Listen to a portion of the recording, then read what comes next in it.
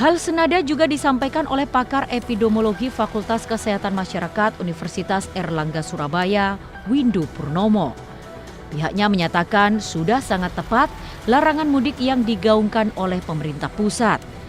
Sehingga saat ini penyebaran COVID-19 dan juga penularannya masih sangat tinggi. Namun, masyarakat tidak paham dan mengetahui jumlah penyebarannya, sehingga menganggap bahwa COVID-19 sudah melandai. Ya tentu tepat ya bahwa ada larangan mudik. Sebagai contoh gini aja lah tentang besarnya kasus ya. Jadi pada setahun yang lalu saat Ramadan sampai dengan Lebaran itu kan kasus di Indonesia itu antara 400 sampai 600 ya saat itu. Ya kan? Hari-hari ini kasus kita antara 4.000 sampai 6.000 per hari, ya kan? Berarti kan hari ini kan 10 kali lipat dibandingkan setahun yang lalu. Setahun yang lalu saja orang dilarang mudik. Meskipun tetap ada yang bobol ya, karena yang kadung pulang kampung, yang terlanjur pulang kampung saat itu sudah banyak, puluhan ribu itu, ratusan ribu. Ya, bahkan ke Jawa Timur misalnya dari Jabodetabek. Tapi saat itu ada larangan mudik. Nah sekarang yang kasusnya 10 kali lipat dibandingkan tahun kemarin, ya mestinya harus lebih ketat di dalam menghambat pergerakan gitu. Ya, jadi membatasi pergerakan. Karena kasus kita sekarang sekali lagi berpuluh-puluh kali lipat dibandingkan kemarin gitu. Di mata Windu, hanya saja pemerintah pusat seakan tidak serius dalam larangan mudik. Karena hanya mengatur tentang ASN saja. Padahal ASN hanya mencakup 1,5% penduduk Indonesia. Sedangkan masyarakat pada umumnya belum diberikan regulasi pasti tentang larangan mudik. Kondisi ini yang membuat ambigu dan perdebatan di masyarakat. Tapi ASN itu kan hanya 1,5% ya dari jumlah penduduk, ya kan hanya sekitar 4 juta orang. Artinya dengan kata lain, di antara para pemudik ASN itu hanya 1,5%, ya. Nah, yang lain bagaimana? Yang 98,5% itu bagaimana gitu? Nah, jadi artinya gini ya, masyarakat ya harus tahu bahwa kondisi kita ini betul-betul masih high risk, ya, tidak aman sama sekali.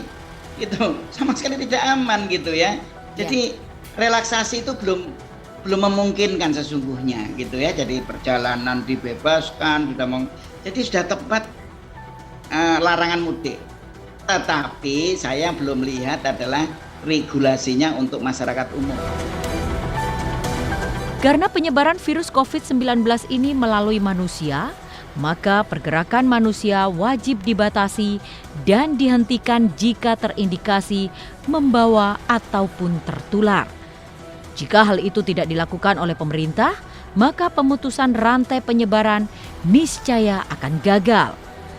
Tak hanya itu saja, selama libur hari raya akan dipastikan mobilitas manusia tidak bisa lagi dibendung jika regulasi dari pemerintah seakan-akan maju mundur tanpa kepastian.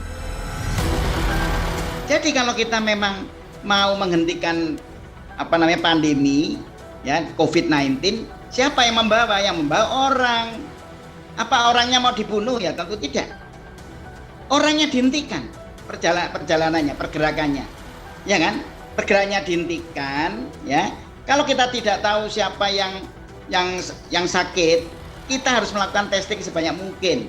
Ya, supaya kita bisa mengisolasi sebanyak mungkin orang, supaya orang yang positif itu tidak berjalan-jalan. Ya siapapun, seperti nyamuk.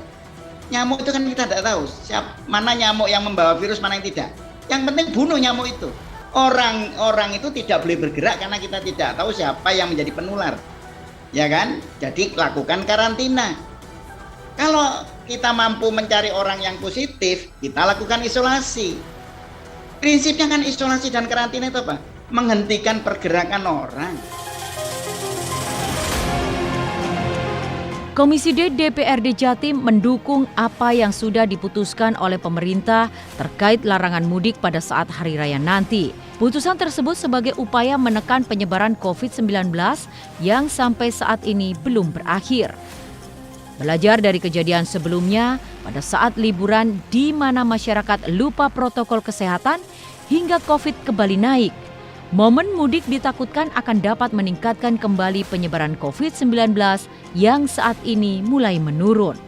Menurut Ketua Komisi D DPRD Jatim, masyarakat harus belajar dari kejadian sebelumnya.